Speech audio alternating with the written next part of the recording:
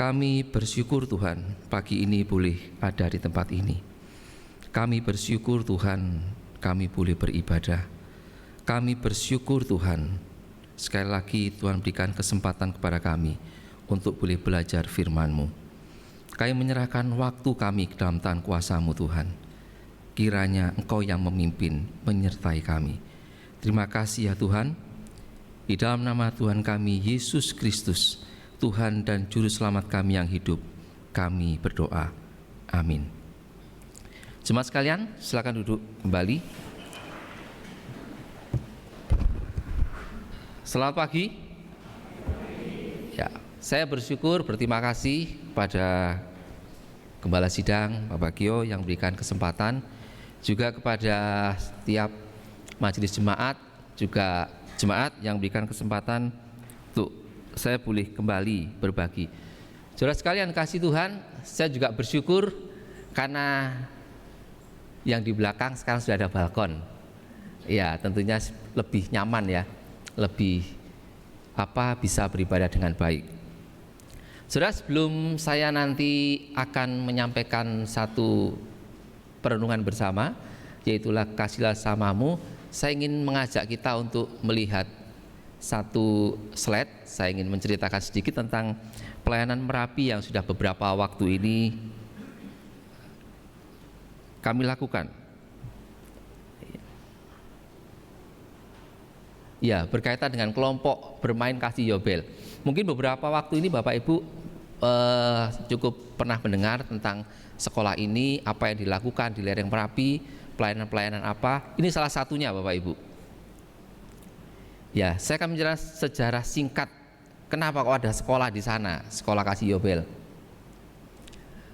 Awalnya yaitu ketika bencana gempa tahun 2006 dan letusan Merapi 2010, saudara. Ada satu pelayanan anak, yaitu pelayanan bantuan logistik, pendampingan anak pasca traumatik, juga recovery. Nah, bantuan-bantuan ini yang terus membuat kami terus berpikir, ada tim misi GKI Greenfield, yaitu punya satu kerinduan, ada satu tempat supaya nanti ketika ada pelayanan-pelayanan cukup gampang di sana. Karena apa saudara? Jogja atau sekitar Merapi punya satu keadaan situasi yang berbeda. Ketika pelayanan-pelayanan itu tidak ada satu tempat di sana, ketika akan melakukan pelayanan yang baru lagi atau melanjutkan satu pelayanan akan cukup mengalami kesulitan berkaitan dengan perizinan. Makanya tim misi waktu itu punya satu kerinduan. Nah, kemudian mengerucut lagi pelayanan apa? Pelayanan anak. Karena saudara, pada waktu itu ketika beberapa rekan di sana mereka datang, mereka melihat satu kondisi, yaitu cukup banyak anak-anak kecil, cukup banyak anak-anak yang mereka menurut teman-teman ini satu potensi. Dan ketika tanya-tanya kepada kami, kepada rekan, kepada Pak Kris, bahwa anak-anak ini usia sekolah, tetapi mereka tidak mau bisa bersekolah karena tempat yang cukup jauh. Maksudnya tempat sekolah yang cukup jauh dengan akses yang pada waktu itu orang tua cukup kesulitan. Nah, pelayanan ini, anak ini kemudian tim memikirkan ada satu pelayanan anak usia dini yang berpihak kepada anak-anak, yang berpihak juga kepada masyarakat di sana. Nah, kemudian berdirilah rumah belajar. Kenapa rumah belajar, saudara? Ini sebagai langkah awal, saudara. Karena berkaitan dengan perizinan pada waktu itu, kalau tiba-tiba mendirikan sekolah, itu harus ada yayasan yang menaungi. Tetapi karena ada satu dan lain hal, Dinas Pendidikan memberikan kami solusi, coba buat rumah belajar dulu. Akhirnya ada rumah belajar. Nah, waktu itu dalam pengawasan, dalam monitoring tim misi GKI Greenfield. Nah, berkaitan dengan perizinan itu, kemudian rumah belajar ada tim. Salah satunya saya, istri, ada Pak Christian, ada Ibu, ada beberapa rekan di sana. Mereka perlu orang-orang lokal untuk mengelola rumah belajar ini. Dari rumah belajar inilah cikal bakal adanya KBKasi Yobel. Dengan visi misi membentuk pribadi yang berkarakter religius, kreatif, demokratis, dan mencintai alam. Bagian belakang mencintai alam karena kondisi di sana itu alamnya Nun sewu saudara, Bapak Ibu kalau melihat ke sana, ke atas sedikit ada eksploitasi tambang yang luar biasa. Bahkan saudara, bukit-bukit di sana mulai banyak dieksploitasi, pasir, batu, semuanya diambil. Akhirnya memunculkan apa? Air di sana cukup sulit. Dan itu salah satu pelayanan yang kemarin sudah mulai dilakukan oleh tim misi di tempat ini. Dengan misinya membantu meletakkan kemampuan dasar anak pada usia emas melalui pendidikan agama, cinta alam, cinta tanah air, kreativitas, sosial, sehingga anak berkembang karakternya secara fisik dan mental dan dapat melakukan dengan sederhana dalam kehidupan sehari-hari. Anak-anak kami ajarkan di sana, mereka mencintai alam. Mereka juga mulai mengerti bahwa mereka adalah ciptaan Tuhan yang harus merawat alam yang ada di sekitarnya. Sasaran, apa yang kami sasar di sana, anak-anak di sana saudara? KBKC Yobel menjangkau anak-anak usia dini di desa Bauan dan sekitarnya. Saat ini yang bersekolah di tempat kami ada di 2 kecamatan, ada rentang 2 kecamatan. Ada di desa Bauan sendiri, juga ada di desa agak bawah, kecamatan Kemalang, kecamatan Manis Renggo. Kami juga bekerja sama dengan gereja-gereja lokal, ada 3 gereja lokal di sana. Kerjasama dalam arti begini, kami sering melakukan sharing, kami sering melakukan presentasi ketika tahun ajaran baru. Ada GPDI, ada GKJ, ada gereja Katolik juga di sana. Kemudian kami juga bekerja sama dengan kader PKK. Salah satunya yaitu Bu Meriana, Bu Kris, dia seorang kader Posyandu. Jadi ketika kita setiap 1 bulan sekali, kita akan diundang ke Posyandu untuk mempresentasikan sekolah kami. Nah, ini untuk tentang bimbel, berkaitan dengan bimbel nanti akan saya jelaskan lebih lanjut. Ada beberapa yang saya sampaikan juga, yaitu anak-anak di sana itu menjangkau anak-anak sekolah dasar di sekitar berkaitan dengan bimbel, bimbingan belajar saudara, mendampingi. Sebenarnya anak-anak ini butuh pendamping saudara, untuk mendampingi mereka dalam belajar. Karena orang tua di sana dengan kesibukan mereka, untuk bapak-bapaknya biasanya mereka bekerja di luar kota, di area Jogja atau Solo dan sekitarnya, dan ibu dari pagi mereka mencari rumput. Jadi anak-anak tidak ada yang menangani. Nah, ini tujuan kami di bimbingan belajar. Untuk RB Merapi, Rumah Belajar Merapi, bekerja sama dengan beberapa gereja lokal yang dengan misi yang sama dengan kami. Nah, sistem pembelajaran kita yaitu bersinergi antara orang tua, pendamping, dan anak. Kami sering melakukan parenting dengan orang tua, supaya orang tua juga mengerti. Kami sadar dengan kemampuan orang tua, dengan dasar-dasar pendidikan mereka, kami sering melakukan itu, supaya orang tua mengerti apa yang kami sampaikan di sekolah boleh dilanjutkan lagi di sekolah. Karena pembelajaran kalau hanya di sekolah, 1 hari hanya sekitar 2 jam, waktu selebihnya dengan orang tua tidak akan sampai. Pendampingan atau guru menjadi teman bagi anak dan orang tua. Proses belajar terjadi di sekolah dan di rumah. Bahkan PR-PR yang kami berikan, kami mengharapkan orang tua mendampingi untuk menyelesaikannya. Nah, ini harapan kami saudara. Kami punya cita-cita, punya harapan ke depan RB Kasih Yobel dapat terus melakukan tugas panggilan pelayanan di dunia pendidikan melalui KB Kasih Yobel dan bimbel di lereng Merapi dengan memaksimalkan sumber daya yang ada. Kami terus bekerja sama dengan teman-teman di lokal supaya paling tidak ada orang-orang lokal yang nantinya bisa meneruskan, ikut terlibat dalam pelayanan ini. KB Kasih Yobel dapat menjangkau lebih banyak anak-anak usia dini. Target kami ada 30 anak. Tahun ini kami 18 anak. Di kelompok bermain ada 15, di TK ada 15. Itu harapan kami. Saat ini anak yang belajar di KB Kasih Yobel ada sekitar 18 anak. Saudara-saudara, murid-murid kami 70% itu saudara sepupu kita. 30%-nya jemaat gereja. Bahkan ketika ada orang tua minta anaknya ulang tahun, kami dengan boleh saya berdoa, minta doa, saya doa secara Kristiani, dan mereka menerimanya. Kami melakukan pelayanan-pelayanan ini bersama rekan-rekan bukan tidak ada tantangan, tetapi kami tahu saudara, ada satu perintah yang Tuhan berikan untuk kami mengasihi sesama kami. Kita akan belajar bersama dari satu bagian firman Tuhan, yaitu di kitab Imamat saudara. Kitab Imamat pasalnya yang ke-19. Kitab Imamat pasalnya yang ke-19 ayat yang ke-34. Jika sudah menemukannya, saya akan membacakannya untuk kita semuanya. Orang asing yang tinggal padamu harus sama bagimu seperti orang Israel asli dari antaramu.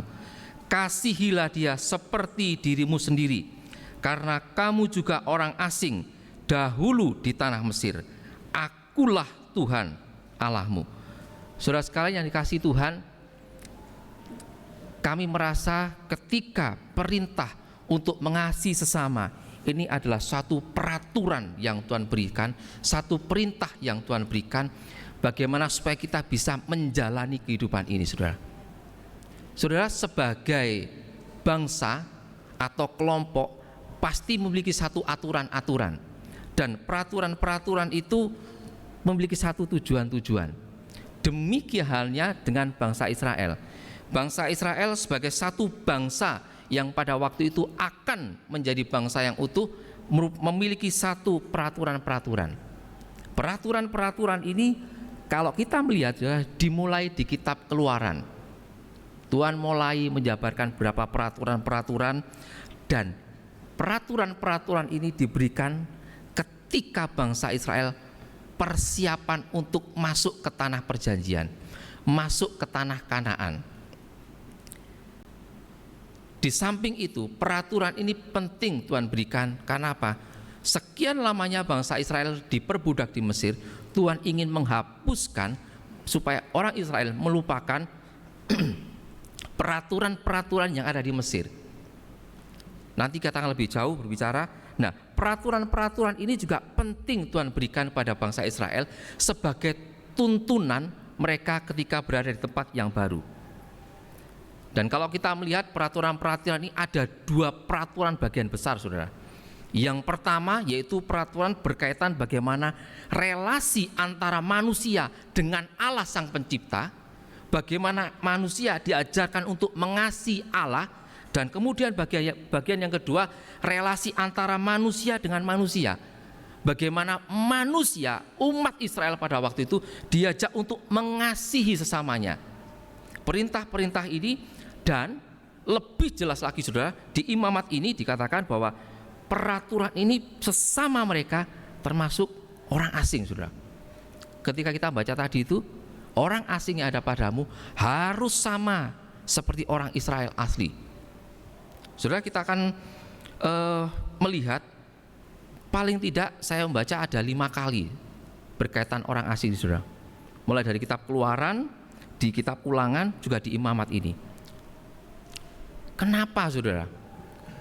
Peraturan, perintah berkaitan dengan orang asing ini penting, saudara.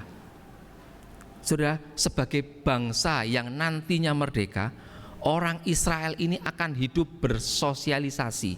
Mereka akan hidup dengan bangsa-bangsa lain di luar Israel. Jika kita melihat di kitab Yosua 12 dan pasal 12-13, di sana diceritakan dengan gamblang data bangsa-bangsa, suku bangsa yang dikalahkan oleh orang Israel, saudara. Di antaranya adalah suku Amori, suku Amon, bangsa Amon, Yebus, dan lain sebagainya. Bangsa-bangsa ini, saudara, bukan hanya berbeda secara suku, tetapi secara rohani mereka berbeda. Sebagian besar, bahkan hampir seluruhnya, bangsa-bangsa di luar Israel pada waktu itu menyembah berhala. Jadi mereka bukan hanya berbeda secara suku, tapi secara kerohanian mereka berbeda karena mereka menyembah berhala. Kemudian yang selanjutnya saudara, siapa mereka orang asing ini saudara? Budaya pada waktu itu saudara, bangsa atau suku yang kalah perang, mereka akan jadi apa? Jadi budak, jadi tawanan. Orang-orang asing yang Tuhan masukkan di sini juga bagiannya juga adalah mereka adalah tawanan-tawanan ini. Kalau kita melihat di kitab Keluaran saudara, peraturan tentang jaminan sesama manusia di Keluaran 21 ayat 12 sampai 36, kalau kita bisa membacanya nanti, bahwa peraturan tentang jaminan sesama manusia di antaranya saudara berkaitan dengan budak. Ada satu yang dikatakan ketika seorang tuan memukul budaknya, giginya patah atau tanggal, budak itu harus dibebaskan.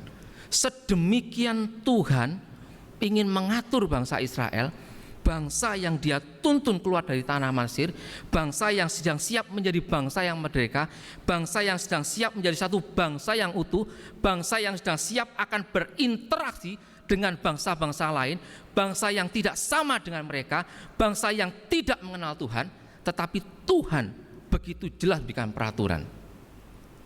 Apa pesan Tuhan melalui ayat ini? Orang asing yang tinggal padamu harus sama bagimu seperti orang Israel asli dari antaramu. Ini berbicara tentang penerimaan diri, penerimaan secara sosial. Secara tidak langsung Allah mengajarkan bagaimana orang Israel untuk bermisi. Bukan hanya bermisi, orang Israel untuk melakukan misi itu melalui apa? Tindakan nyata. Kasihilah dia seperti dirimu sendiri. Satu tindakan nyata. Apa yang ingin Tuhan tunjukkan? Tuhan ingin menunjukkan bahwa kasihnya Tuhan, kasihnya Allah Israel itu kasih yang universal untuk seluruh umat manusia. Dan kalau kita melihat sejarah, itu sudah terbukti saudara. Bagaimana ketika Abraham bermediasi dengan Tuhan, ketika Allah ingin menghancurkan Sodom dan Gomora. Yang lebih jelas lagi kita bisa melihatnya di kitab Yunus pasal yang keempat. Bahkan perikopnya jelas dengan judul Yunus belajar menginsafi bahwa Allah mengasihi bangsa-bangsa lain. Allah ingin mengajarkan, menunjukkan bahwa kasihnya juga untuk bangsa-bangsa lain. Kasihnya bersifat universal. Karena kamu juga orang asing dahulu di tanah Mesir. Saudara, berapa tahun bangsa Israel diperbudakan? 430 tahun saudara. Ini waktu yang lama. Indonesia dijajah berapa tahun? 3,5 abad saudara. Ini lebih lama saudara. Saudara, ketika Tuhan mengatakan ini, karena kamu dulu budak di tanah Mesir, orang asing di tanah Mesir, Tuhan ingin mengajak orang Israel melihat satu fakta sejarah. Tuhan ingin melihat bagaimana kehidupan mereka pada waktu itu. Kalau kita melihat baca kitab Keluaran, bagaimana bangsa Israel ditindas, bagaimana bangsa Israel menjadi budak. Bahkan di Keluaran 23 Tuhan mengatakan, karena kamu sendiri telah mengenal keadaan jiwa orang asing, bukan hanya berkaitan dengan keadaan jasmani, tapi keadaan jiwa sebagai orang asing. Ketika mereka sulit melakukan apapun, bahkan untuk beribadah mereka sulit. Saudara, kalau bahasa Jawa Timurnya itu, mereka itu sudah ngelotok, sudah ngapal kalau ngomong tentang menjadi orang asing, menjadi budak. Saudara, ketika bencana Merapi 2010, ketika sudah hampir selesai, awal-awal 2011, mulai banyak bantuan saudara. Mulai banyak bantuan mengalir ke sana, ke Merapi. Suatu ketika saya ditelepon sama teman, Mas Roni, tolong, saya mau ngantar bantuan dari saudara, tetapi saya tidak bisa masuk ke satu daerah. Saya tanya kenapa? Kami di stop, kami diberhentikan. Nah, pada waktu saudara, setelah bencana 2010, ada beberapa spanduk-spanduk yang dipasang di jalan-jalan utama, di jalan-jalan poros desa. Bantuan kemanusiaan, yes. Pemurtatan, no. Setiap bantuan akan di screening. Yang menycreening siapa Tuhan? Bukan pemerintah desa, bukan. Ada satu ormas yang melakukan screening. Saya ditelepon, saya datang, baik. Akhirnya saya pun juga tidak begitu mengenal pada waktu daerah-daerah itu. Saya menelpon beberapa orang lokal di sana, saudara. Bahkan si teman ngomong, kami sudah menggunakan GPS Pak Roni. Jalan mana yang kira-kira? Tidak bisa, semuanya diberi penghalang-penghalang. Saya candain mereka begini, oh ya, kalau GPS yang satu tidak bisa, gunakan GPS yang kedua. Apa itu Pak? Gunakan penduduk setempat. Saya manggil, saya telepon satu orang, coba tolong ini ada teman mau bantu. Betul saudara. Wah, datanglah beberapa orang naik sepeda motor. Ya biasa, karena mereka juga petani, mereka cari rumput, badannya kekar-kekar itu, gemuk-gemuk itu datang. Begitu masuk satu mobil, mereka di depan kayak forerunner gitu ya, saya jalan itu, tetap ada portal itu. Dia bilang apa? Iki sedulurku, iki dulurku, kowe meh ngopo? Wah, ketika itu saudara, teman-teman ngomong, wih keren juga orang-orang di sini. Iya Pak, mereka adalah orang sini, mereka tahu keadaan. Bahkan satu kata-kata yang saya ingat, nek iki itu bantu, kalau ini tidak boleh bantu, apakah kamu mau ngasih kami makan? Portal dibuka, kami boleh masuk. Orang-orang lokal, mereka yang tahu keadaan. Orang-orang lokal, mereka yang tahu situasi saudara. Orang Israel pada waktu itu mengerti bagaimana rasanya menjadi orang asing, menjadi budak. Akulah Tuhan Allahmu. Saudara, Tuhan ingin menunjukkan otoritasnya kepada orang Israel. Otoritas apa? Bahwa karya-karya Tuhan yang sudah Tuhan lakukan untuk orang Israel ketika mereka di tanah Mesir, tetapi juga ketika mereka melakukan perjalanan. Kalau kita melihat saudara, perjalanan umat Israel keluar dari tanah Mesir, mujizat-mujizat yang tidak pernah mereka rasakan di Mesir, suatu yang luar biasa. Bahkan yang sampai saat ini sering sekali saya buat cerita untuk sekolah minggu, bagaimana ketika Tuhan menyingkapkan laut itu saudara, tidak habis pikir sampai sekarang. Orang Israel diceritakan mereka berjalan di tanah kering, kemudian ketika sudah selesai airnya nutup gitu. Wah, begitu luar biasa. Tuhan ingin menunjukkan otoritasnya, tapi juga ingin menunjukkan karya kasihnya saudara. Tapi Tuhan juga ingin menunjukkan bahwa jaminan penyertaan dan pemeliharaan Allah ketika orang Israel mau melakukan apa yang diperintahkan oleh Allah. Bahkan orang Israel diingatkan kembali apa yang sudah Allah lakukan, pemeliharaan, penyertaan itu sudah Allah lakukan, baik di tanah Mesir ataupun ketika mereka keluar dari tanah Mesir. Tuhan ingin mengatakan, kamu boleh menjadi bangsa yang besar, kamu boleh menjadi bangsa yang aku kasih, tetapi ingat, ada bangsa-bangsa lain yang aku kasihi, ada bangsa-bangsa lain yang patut kamu perhatikan, ada bangsa-bangsa lain yang perlu kamu pikirkan juga, yang mereka ada di sekitarmu, mereka hidup bersama kamu.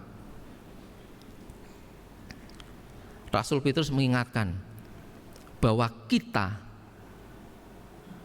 menjadi umat Allah karena kasih karunia.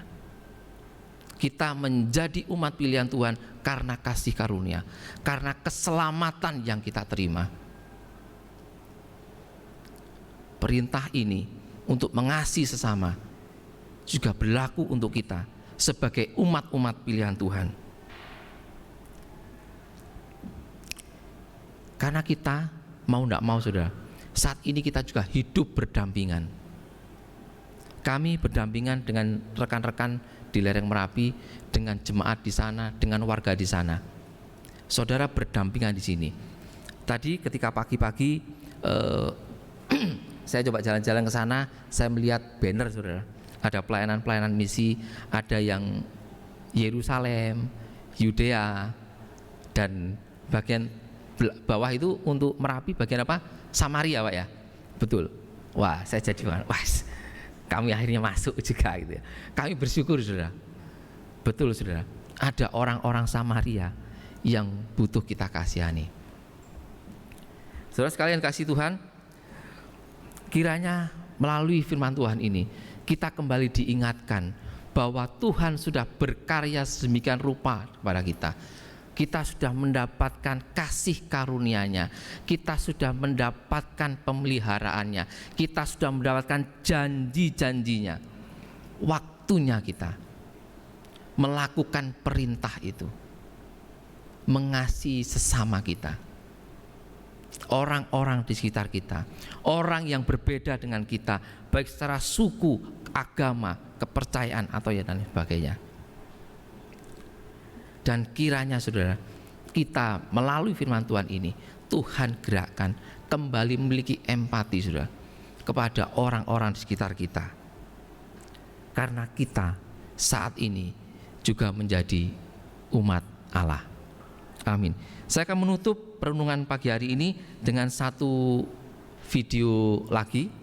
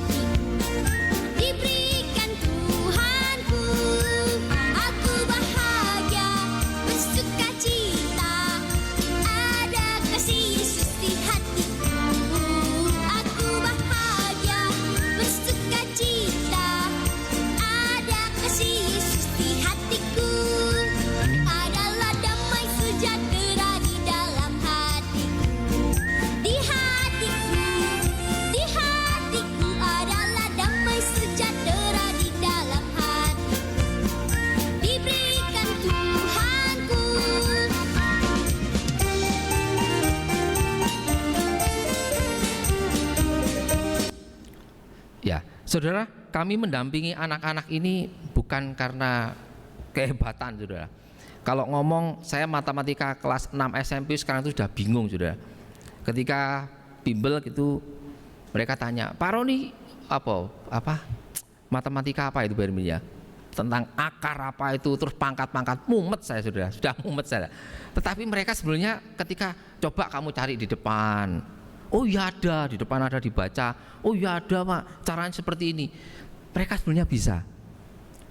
Yang mereka butuhkan apa? Orang yang mendengarkan, orang yang mendampingi mereka. Bimbel dimulai jam 4 sore sudah. Jam 3 mereka sudah datang. Mainan ayunan, mainan prosotan. Ya meskipun kami tahu sudah, prosotan itu untuk anak PAUD, anak TK. Ketika anak kelas 6 mainan, ibu yang ada di tempat sana, Ibu Tuti ngomong, jangan, enggak boleh nanti rusak gini. Saya ngomong, udah biarin Bu, rusak nanti ya beli lagi. Karena mereka sebenarnya ya mereka enjoy datang. Bahkan ketika hujan-hujan kemarin, mereka bawa payung, mereka bawa jas hujan. Dan orang tuanya ketika WA, kami ada grup bimbel itu. Gimana di atas mendung gitu. Udah Bu, enggak apa-apa Bu, mau berangkat aja toh Bu gitu. Kadang-kadang kami kalau udah hujan deras itu kasihan. Udah libur dulu, di sini hujan deras gitu. Yang mereka hanya datang. Dan sudah ada beberapa video lagi, kita akan berdoa. Mohon pendeta bagi untuk berdoa. Juga nanti untuk ada beberapa video Pak.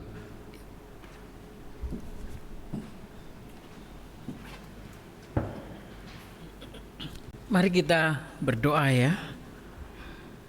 Tuhan, sesungguhnya kami adalah orang asing, bahkan kami sebenarnya orang yang mengingkari Engkau. Kami adalah musuh-Mu, tetapi Engkau memanggil kami, menyelamatkan kami.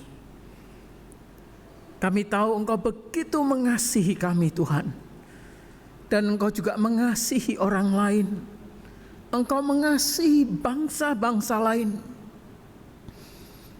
Karena itu biarlah kami sadar ketika Engkau memberkati kami, sesungguhnya Engkau mau memakai kami untuk menjangkau orang lain, mengasihi orang lain.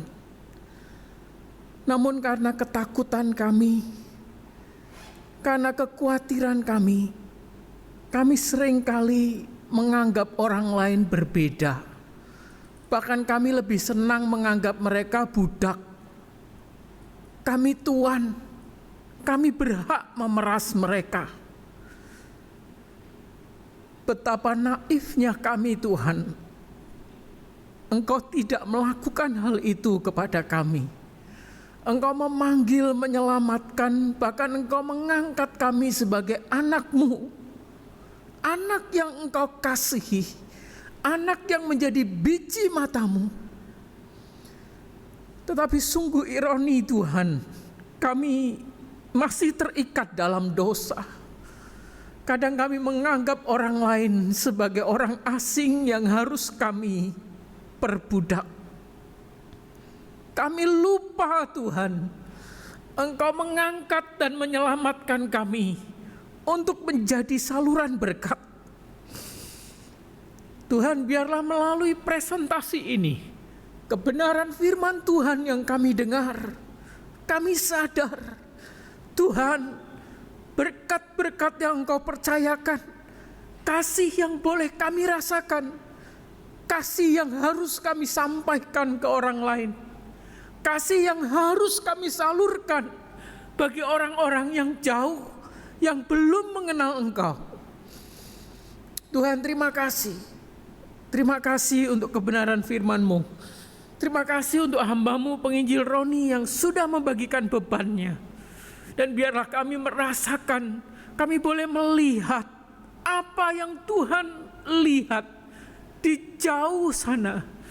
Bahkan Tuhan, kami berdoa, kami memohon Tuhan, biarlah kami memiliki kesempatan untuk melibatkan diri kami di dalam pelayanan-Mu.